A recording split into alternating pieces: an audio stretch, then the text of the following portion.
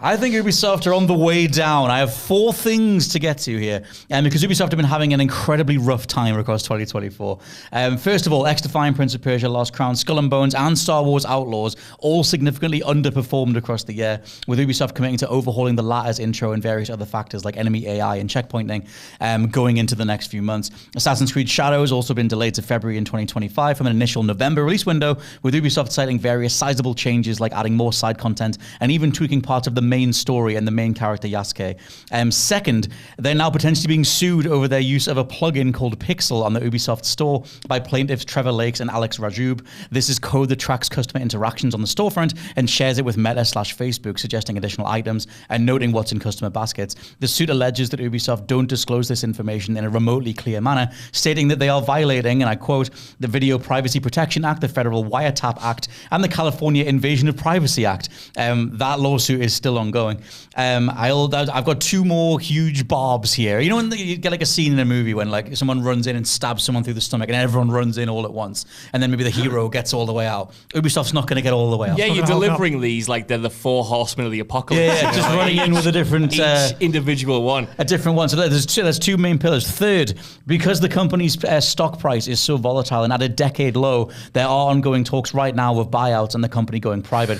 Ubisoft issued a statement saying they're always evaluating their options, but Chinese conglomerate Tencent is a current frontrunner as they already have a 9.2% stake since 2022. Fourth, and the biggest, most dumb one, comes from Insider Gaming, leaking that Ubisoft are doubling down on Assassin's Creed as their main franchise going forward, with a plan to release 10 Assassin's Creed games in the next 5 years. That's assumedly the only thing they can do. Smash the glass, punch the emergency buttons, and hopefully Assassin's Creed saves them. We'll get back to each of these points, but to run down some of the Assassin's Creed games, we know about an Assassin's Creed Black Flag remake that was originally going to launch in November 2025, but that release is now up in the air because Assassin's Creed Shadows is pushed into next year, and they don't want to have 2 games in the same year, although they'll have to. Yeah, that would be mad, right? That would be too much. The last time they did that was with Rogue, and I think Unity was the same year, and then one of them tanked. So Black Flag Remake is one of them. Another is Assassin's Creed Invictus, a game that's apparently directly inspired by Fall Guys, which is... Why? Other than just, it's money, I guess, somehow, from 3 years ago. That's Assassin's Creed Invictus. Well, now we already officially know about Assassin's Creed Hex, which is a more magical installment centered on witchcraft, and Assassin's Creed Jade, an installment set in China. However, in addition, we have the barely detailed Assassin's Creed Infinity, a potential live service hub that ties all the games together. However, those plans seem to be up in the air because whether Infinity is going to be its own thing or whatever. And lastly, we have Assassin's Creed, 3 games that are in production for Netflix, which apparently are just 3 games that'll be on the app that'll be streamable through the Netflix app, assumedly far smaller scale. I don't know how the hell you play an Assassin's Creed game with a TV remote, but they will find a way. Thoughts? You can go wherever you want on this. They're just all over the place. Where to begin? First off, in terms of the buyout stuff, I think that Embracer has the opportunity to do the funniest thing ever. You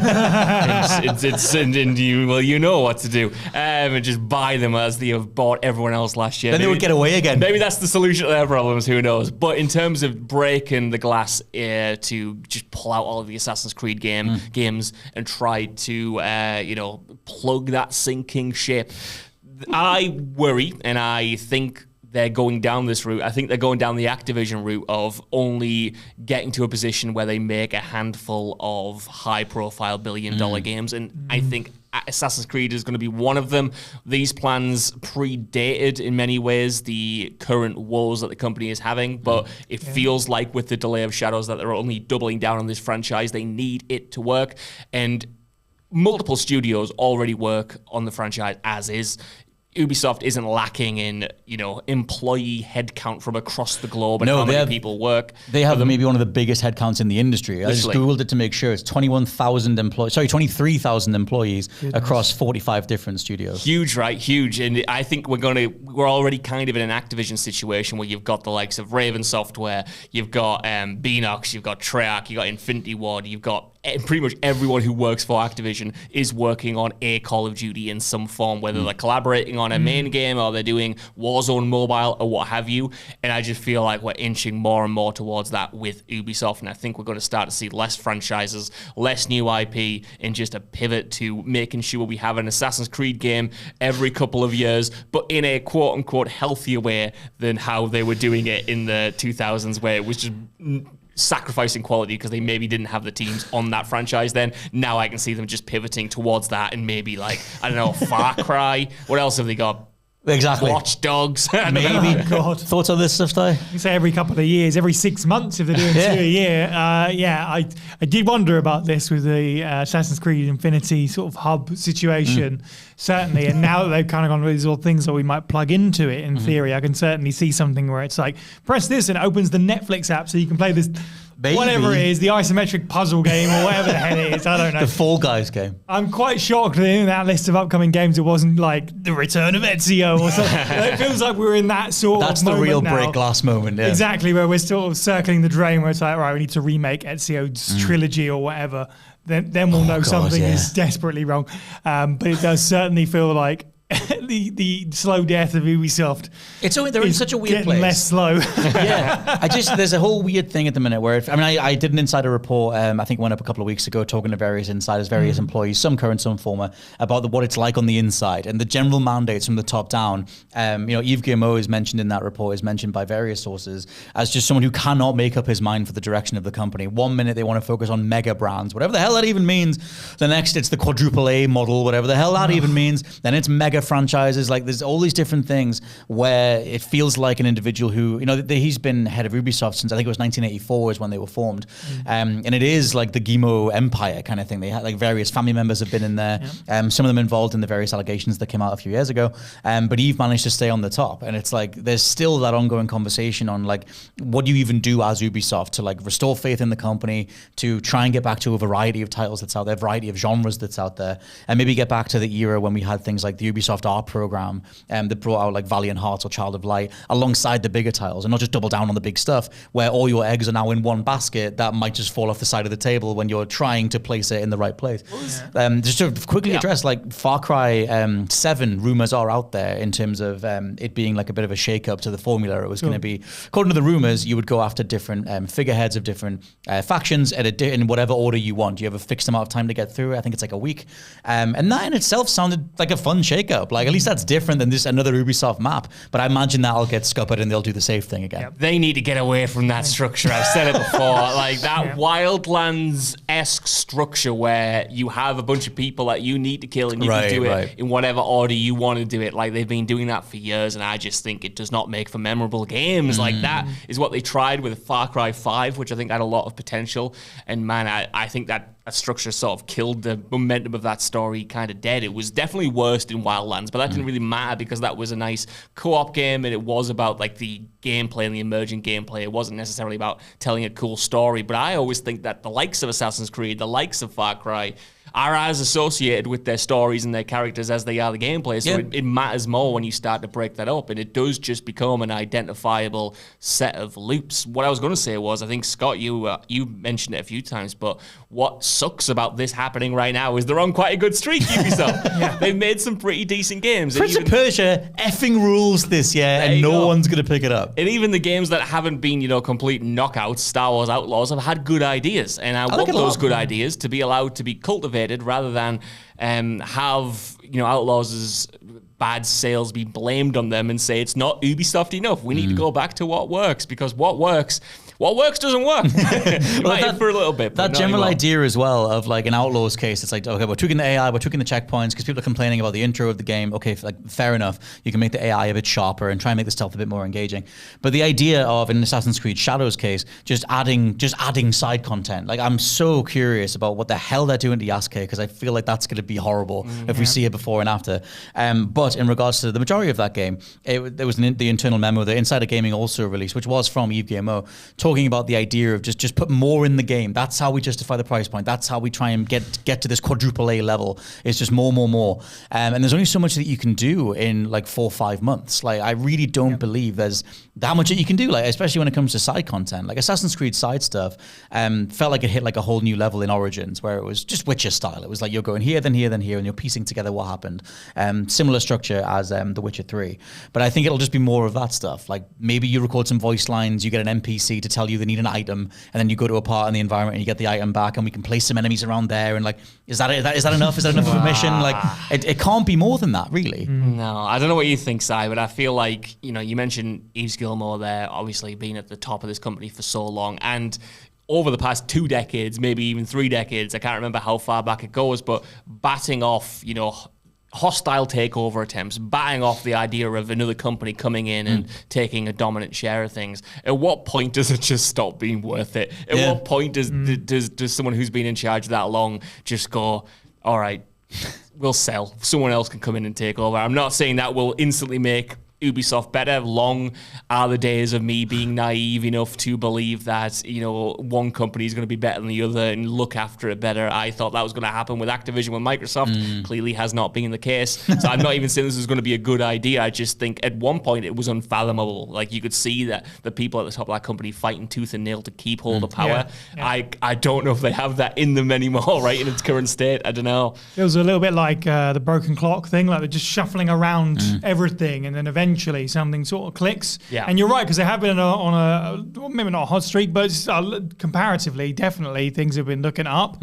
But maybe it was just like a temporary thing until he went, actually, we're going to do this. They just don't stay the course, do they, with anything? Because like when you look at Assassin's Creed, as someone who doesn't play the franchise, my sort of point of view on it was, it seemed that it was being received at least a little bit better, like the traction of things, the way that they were rolling things out at a little bit of a slower pace with stuff like Valhalla and all this, and now Shadows has taken a little while to get to. It's been a couple of years or whatever since Valhalla now, right? Yeah. Oh, yeah. So it's been a while at least. And everyone was really excited for it as well, because obviously they've capitalized on a setting that everyone was looking forward to, and they've seemingly taken their time with it. And now suddenly we've gone, actually, do you know what?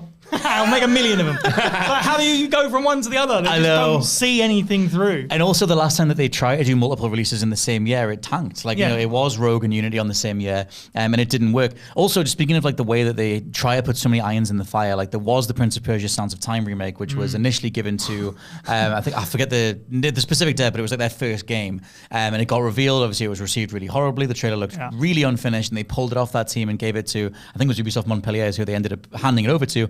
But this year is Prince of Persia's 35th anniversary. You would barely know it. Like, maybe that game was the one thing that was scheduled to drop and be received really, really well. But even with Lost Crown, I think that game plays phenomenally. I would love that thing to win Game of the Year. It's phenomenal.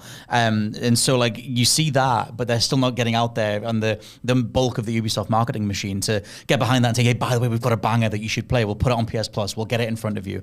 They're still Prince of Persia games in development, aren't they? But most people just, did you even know they exist? I only found these out on Wikipedia by pure accident. There's a whole. I was going to mention stuff this. Going on. I know about various projects that are in the works right now. That like the voice acting's been done, the cutscenes have been shot, the most of the stuff is it's ready to pretty much go, but then it just doesn't get there. Like, and then the people who are working on that thing get reassigned, or they get told, we're not working on that right now. Just give it a minute, because of the wider leadership, like, and because of the way that stuff goes, where you just have a boss who is just all over the place, and because it does come down to one mind in the middle, they just cannot seem to either delegate enough or whatever the reality of the way that stuff is structured.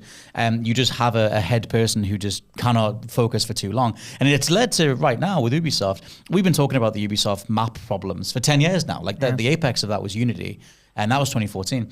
And it is now that question of like, what is Ubisoft? What are you known for? Assassin's Creed, Far Cry? Okay, we'll try and do some of them. Like, I like that era, like I said, with the Ubisoft art stuff. Yeah. But I don't even know how you get out of this now. The more I think about it, the more I do think, and this sucks to say, it is what Si mentioned there about like it being a broken clock. Strikes. What's the phrase? A broken clock is right twice a day. Thank you, Si. I think it is that situation because, like they've had a few of these hits. They've had a few of these games that have come out with cool ideas. But I'm just thinking, you inspired me there, Scott, about the amount of duds that they've had or have announced and then we've never seen from them again. Prince of Persia, Splinter Cell. You know, they announced that Ghost Recon Frontlines, which was kind of like an extraction shooter battle royale game that was like, immediately rejected and then cancelled. You know, they've tried to do things with their biggest franchises.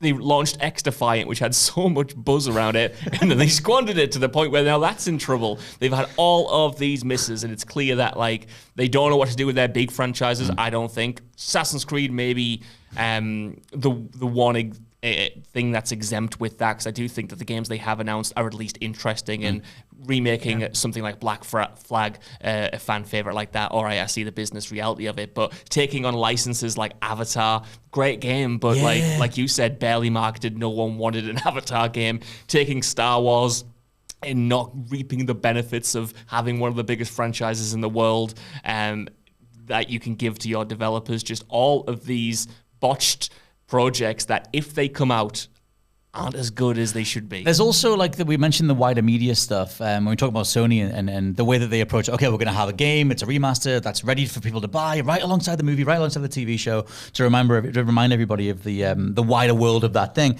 And the Splinter Cell Netflix show is still coming out. Now, I feel like that should be alongside the 100%. remaster or whatever. Like, it feels like, because obviously different production schedules, different production timelines, it feels like Netflix or the TV side of things are getting their stuff in order. And it's like, where's the game? And it's like, we have no idea. 2026 or something? It's coming somewhere down the line. Like, the weird way, because you mentioned Splinter Cell, the weird way that they've approached that, where, like, Sam's a character in Rainbow Six, then he's in Elite Squad on mobile, then that gets shut down. And then he's in the Ghost Recon games, DLC, gets specific DLC. He's mentioned in both of them, Wildlands and in Breakpoint. And you get to work alongside him in Breakpoint. And then he's got the Netflix show, and it's like, we're doing all this stuff, but where's the core thing to hold it together? It's not there. You're absolutely right, man. It's exactly like when they, in my opinion, when they bought the Tom Clancy name. I don't think they cared about what, like, Tom Clancy represented or what was implied by that. They just knew that things that had Tom Clancy in the name kind of sold for them, so they were like, we need to keep that. Wasn't it Tom Clancy's X-Defiant initially? And then and it was just like, we'll whack it on everything. We'll put it on everything. Can't wait for Tom Clancy's Rayman. I'd buy the crap out of that game. Rayman 6. But that just sort of idea of, we know these things sell, or at the very least, we know people like these things that we have in our toolbox. We just have no idea why people like them to begin with. And we're struggling with that. So we'll make a Battle Royale Ghost Recon game. We'll put Sam Fisher and everything, but then kind of scratch our heads as to give him his own headlining game anymore. Even Far Cry, my beloved Far Cry. What is that anymore? It's a sandbox where you have a villain, zany villain that's played by a popular actor, and you do the same thing every time. Yeah, it's a misunderstanding of what people like in your franchises in many of those cases. They're just like, oh, put Sam Fisher in things because people like him. People like Splinter Cell games as well, you know? You like him being an actual hero in his own story or something. That would be nice. And Far Cry, a great example like that, where it's just like they have taken maybe the wrong elements or whatever you want, however you want to describe it, and just run them into the ground and just let everything else become the most generic part around the figurehead, criminal figurehead, known actor, open world. Boom, that's Far Cry. It's almost AI generated at this point. Might as well be. It's just like spinning a wheel. We're like, right, this country, this bad guy, this actor. That's the thing. And I mean, that formulaic approach is what they were skewered for 10 years ago. Like, that was the approach to the map design that everyone got so sick of, but it was the gameplay variety that kept it fresh. And then Far Cry just got run into the ground. And I know that was part of the wider set of allegations that came out a few years ago, that there was a specific figurehead, Sergei Haskoway, who was the specific dude saying, like, make everything like this. And it seemed like that was the one bulwark between genuine creativity and then the formulaic design everyone was sick of. So you'd assume that once they get rid of that guy and his team and everything else, things would free up, but that just hasn't happened. I don't know how much it's just bad timing where all of these games, kind of bomb in sequentially across the year. I mean, I forgot Skull and Bones was this year. That was in February this year. And that was in production for, I think, since 2016. So it's like, maybe it's just a bad year, but I don't know if they can get back out of it again. That's another thing to keep in mind. But I also, we're in a point with the gaming industry now, right, where games take so long to get made that these pivots are happening in between projects, and it leads to a bad result, but it also means that you can't take the time to assess what's working and what isn't. You have to constantly be reconfiguring things on the fly, or at least that's the perception that the top executives have, because they're looking at the market data, they're looking at what's working right now, so they're going, let's make an Assassin's Creed live service, let's now pivot away from season passes and do this. And that's rock hard to do when you're making a game that takes 5 years to make. And it, like, I think, sorry, Si, I think, like, when you said there, this year's crop of games, they were probably decided, at least in their initial stages, half a decade ago, if not an actual decade ago. And do they have the time? Do they have the time, Arthur, to reconfigure on that scale across 21,000 employees and get it right when they won't even know if they've gotten it right for another 5, 6, 7 years. That's the thing. I used to know the name of this, but Ubisoft, I think, still have it. But they used to have a wing of their company that was dedicated to like media and predictions and the idea of trying to see where a trend might emerge and then skewering something towards that. People talked about it when Far Cry 5 started to come out because it lined up with like the Trump era, and it was almost like they were doing a game about the rise of the way that America was viewed at that time. And there is a part of Ubisoft that is dedicated to that stuff. So you would think that they would be able to plan ahead in a certain way, but I think the amount of back and forth from, it seems entirely from Yves Guillemot's point of view, gets right in the way of that. I would say that's not popular anymore. Do this. Okay, can that reframe it, recast that person? That's like what I meant about staying the course. But in their defense, it's very hard to recognize the sort of pace that you need to be going at when video games take so long to make and what the trends are. But it certainly doesn't help when they seem to be pivoting every 6 months into somewhere else without really recognizing that, things are going to take a lot longer than 6 months. You've got a 6 month sort of period after that where everything sort of has to get reshaped because of the decision that you've made. Like, what are we doing with XYZ now that this is the mandate? The idea of getting Assassin's Creed Fall Guys. I mean, Fall Guys' big moment was 2021, but it's like that's a weird pivot where it's like, is Fall Guys still? Can we do it? Like on Switch, it was Stumble Guys. Like some little indie dev got in there and did Stumble Guys, and that got into the top 10. What's next? Assassin's Creed Among Us. Actually, they could do that in a good way, I think. Yeah, the multiplayer mode for the old games was kind of like that. I can absolutely see both, to be fair, the Fall Guys thing. I want to like chuck my mate off the Sistine Chapel with a little chibi Ezio. I get it, you know. We're working ourselves into a shoot. We're actually thinking this is a good idea. To be fair, like when they did Assassin's Creed multiplayer in Brotherhood, it was like Among Us. You're finding you're trying to take each other out while staying quiet or whatever. So maybe somewhere in some business meeting they're going, that's what we should do. Bring those hands together. Ubisoft, if you want to give me $1 million, you can have that. Actually, $2 million. It's gone up to make it work. But yeah, the industry at the minute continues to throw up many different things. We've gone from the Nintendo alarm clock all the way through to Ubisoft dying. I didn't think I had anything left in me about Ubisoft, and I got really incensed there. I got really emotive. I'm sorry. I apologize for that emotional outburst. No, I think it's completely justified. Also, we've grown up with them, so it's not like we haven't seen the stumbles, the face plants, and the denial that you're on the floor, Ubisoft. The 3 words are bring back Rayman. Yes. That's the solution to all the problems.